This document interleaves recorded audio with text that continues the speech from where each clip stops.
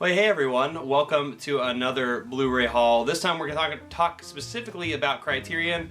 It's been a while since I've been here. In fact, actually, I really wanted to make a February haul, but I actually picked up probably a lot more than I really wanted to, so I'm going to save that for some type of middle of the year Blu-ray update. And so I want to do a whole Blu-ray collection update since my timing's off, since I recently was in China. And no, I don't have the coronavirus. Yes, it's here in the United States, and I'm fine at the current moment. And so a lot of things are going on with the world today, but I really wanted to make this video real quick for you. I wanted to show you a few weeks back ago there was a Criterion flash sale, and I wanted to share that with you. I also wanted to share a few other things with you, particularly that I just recently got Letterboxd. And yeah, it's about time that I finally picked that up. So if you want to follow me, go down in the description down below. I will follow you right back. Just follow my film journey. There's a lot of really cool things that I'm watching right now. Specifically, I want to talk about a series that I just started and I just found out about, which I'm so psyched to start. I've only saw the first 3 of the 9 installments. And what am I talking about? I'm talking about the Up series. Richard Apt is directed this in 1964. He started with some participants, mostly male, a few female, at age 7.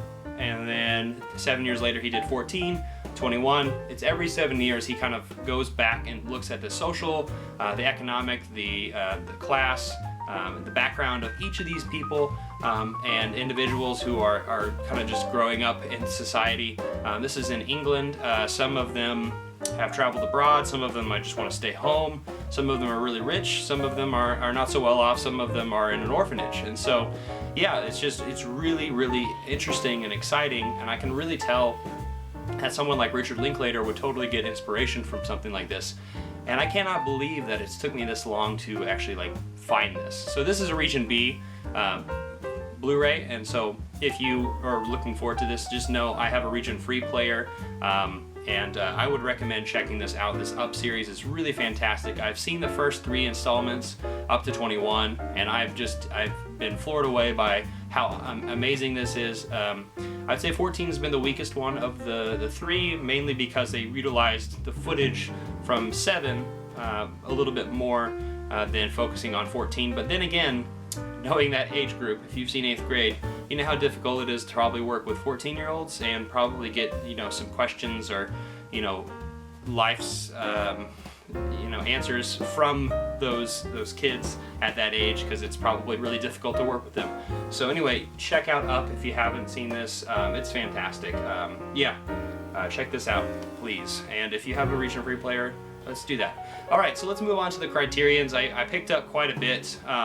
The first part of the Criterion thing that I want to mention is that I actually picked up a few at a sale that I got from going up to Columbia to seeing my friend Daniel. I actually did a podcast with him. I'm going to try to put that in the description down below. We talked about Kino Lorber, which is not Criterion, but I was up there with my friend Chris.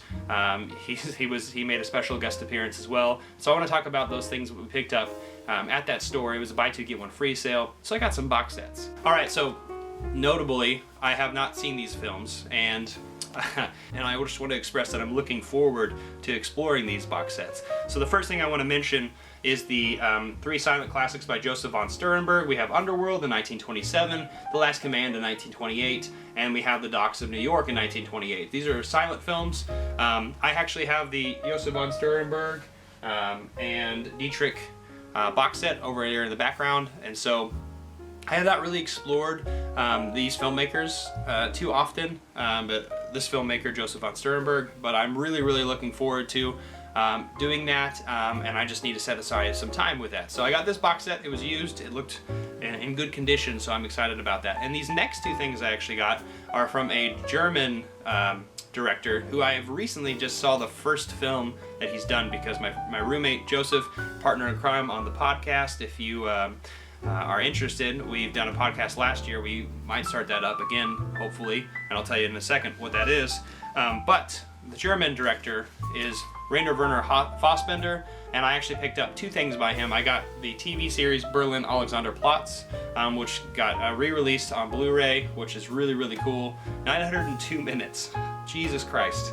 That's going to take a long time. The other thing was this kind of trilogy, the BRD trilogy, The Marriage of Maria Braun, Veronica Voss, and Lola. And so I'm really looking forward to checking out more of Fassbinder. I watched The Merchant of Four Seasons, which I really enjoyed, and seeing that sexual repression kind of unfold, and also just kind of maybe the workings of Fassbinder, at least early on. So I'm excited to check that out. And so that's the first three things that I wanted to explore with you. I got these box sets. I got one of them for free, so that was really cool. So now let me explore the flash sale. So I got a lot of things at the flash sale. So now that we're moving on to the flash sale, these are the things that I have not opened yet, and things that I'm really excited to talk about. I actually got two trilogies outside of the box sets that I picked up. The first one I want to really mention is something I'm so excited to re-explore, and that is this box set right here, the Carol Zeman Fantastic Journeys by Carol Zeman. Especially the first one, The Journey to the Beginning of the Time. I've seen the American version of this when I was a kid. When I was really interested in dinosaurs, I just remember watching this black and white film with four kids who are like in a boat, and they go in this tunnel, and then they just end up in this other world. I didn't remember exactly what it was until eventually, when I was doing research for this flash sale, because I knew it was coming up, that this movie existed, and it wasn't all in my mind. I'm like, holy crap. And so I finally got this, and I waited to open this because it's got a really cool design with it. It also has Invention for Destruction and The Fabulous Baron Munchausen from 1955, 1958, and 1962 respectively. And so I've heard this is really cool. It's got a pop-up edition, kind of like Godzilla in the original Godzilla over here, where it's at, right here. So it has a little pop-up of Godzilla. So I'm just going to put that right there. It's a pretty tight space. So, all right, so let's open this up together. And so I'm really excited to share this with you. But I am excited to go back in time with this. Oh my goodness, it's got like this kind of like carnival kind of approach to it, Storm of Craft by Michael Atkinson, who does the film essay. Oh my goodness, this is exactly what I was talking about. So there's those kids in the boat with the woolly mammoth. Oh my god. This is so cool. And then you got Invention for Destruction. It looks like a really cool science fiction film. And then also The Fabulous Baron Munchausen, which is just ridiculous and totally was probably the inspiration for Terry Gilliam's expression of that film.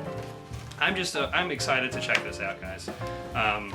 It's also really hard and difficult to put this together back again. Okay, yes. The Three Fantastic Journeys by Carol Zeman. So excited to check this box set out. It's so cool. I love it. The next thing is something that I really wanted to explore. And I also saw this because my friend Palmer, who's been on the channel before, really expressed how much he loves this director, this Iranian director, Abbas Kiarostami. This is the Coker trilogy. So I wanted to open this as well. Where is the Friend's House in 1987?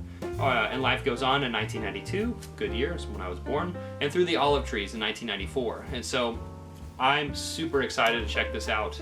I still have not seen Close Up by Kiarostami, but I'm excited to explore his works here. And yeah, I have waited to open this up in front of you guys too. And so it's got actually a cool kind of design too, because it's got kind of like an opaque kind of window design here. Went the opposite direction. Oh my goodness, that's fantastic. So it looks like there's some expression on like how this was set up. So the olive trees, and Life Goes On, and then finally, where's the Friend's House? It really looks like it expresses kind of that how our relationship with land is. So obviously, I do not know how to tackle this yet, and I don't really know what to say about it because I have not seen them yet. So I'm really looking forward to checking these films out and really going on this journey with the Coker trilogy. So yes, those are my trilogies that I picked up. Next are some things that I can mention are just what-offs. Let me start with the stuff that I have not explored yet. So the first thing that I want to talk about is Failsafe by Sidney Lumet. I've heard mixed things about this, but I really love Sidney Lumet. I really have enjoyed a lot of the things this guy's directed, especially 12 Angry Men. I think he's a brilliant, scriptwriter, and I think he really knows how to make a film. And so I got this, and I also got a book by Sidney Lumet I'm really looking forward to. But Failsafe looks like a really fun thriller from 1964 that I cannot wait to explore. Next is Umberto D, which is an Italian film by I'm gonna blank. I'm gonna really mess this one up. Vittorio De Sica. Yeah, I really messed that one up. 1952. This movie came out. I've seen this on a lot of people's top 10 lists. I'm just really excited to kind of just explore this for the first time. So yeah, Umberto D. I'm really excited to check that movie out. The next film is by a brilliant director who I've only explored several of this Japanese director's work, but I'm really been wanting this movie for a long time, and I finally picked it up, and that's Good Morning by Yasujiro Ozu. And so I'm so excited to watch this movie. It's 1959. It's kind of like a social commentary about these two kids who want to get a TV and kind of go silent because their parents won't buy it for them. And so I've heard it's really funny. I heard it's really charming, and I've also heard it's very socially aware of the consciousness of post-war Japan and how maybe American consumerism has like bought into that society. So Ozu did a really good job with this one. So I've heard. So I cannot wait to check this out. Next is a classic film that I really want to see, and it has Bette Davis, All About Eve. It's a film that's been on my list for too long, and so I'm finally excited to check it out. It's got a really cool box as well. I'm excited to check this movie out from 1950. All right, the last two movies are things that I have seen, and so I can actually talk to you about them a little bit. The first one is just my devil worshippery. You can probably see where I'm going with this. This finally got put out on Blu-ray, and I'm so excited to own it finally.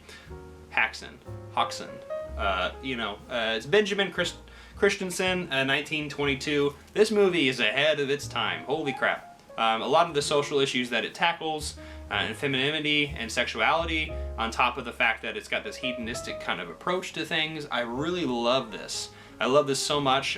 If you're a longtime viewer of my channel, I'm a big fan of The Witch. I'm a big fan of just exploration into what makes Bumps in the Night, that darkness that really explores humanity. And so Haxan, however you want to say it, I'm just really excited to check out this kind of gimmicky film. Again, I own this movie and I've seen it before. It's a little gimmicky. It's from 1922. It's kind of like a kind of pseudo documentary sense to it, and it's just one of those fun movies that really I think is just a good time overall, and I think you should check it out if you haven't seen it. Check that movie out. All right, the last one is one of the most important movies, in my opinion, of the last few years, and it's got Netflix on the back of the freaking box. It's got Netflix in the center. You can see what it is. It's Roma. I'm so excited to revisit this movie. I remember watching it in theaters for that limited 2-week run at my local cinema, the Moxie. A lovely theater here in Springfield, Missouri. But Roma, this is available on Netflix, yeah, but Criterion has the definitive edition. I cannot wait to explore this. I am so in love with this film. It's so beautiful. It's so beautiful. Alfonso Cuarón is just such an amazing director, and I certainly wish him the best, and I'm so excited to see all these other Netflix movies coming to Criterion eventually, like Marriage Story or even The Irishman. It's so exciting. It's an exciting time for Criterion, and I am just excited to be a part of the community that really supports these things. And so yeah, check out Roma if you haven't. That's all I'm gonna really say about this Blu-ray haul. I have a lot more, and I'd like to explore that later on down the road, but certainly check out that Up series. Also check out some of these other Criterions. Follow me on Letterboxd. I'm excited to just go on this next journey with all of you. I hope you like this video. Comment down below, share this video, hit that notification bell, subscribe, and I'll see you next time. I'm not jonesing around.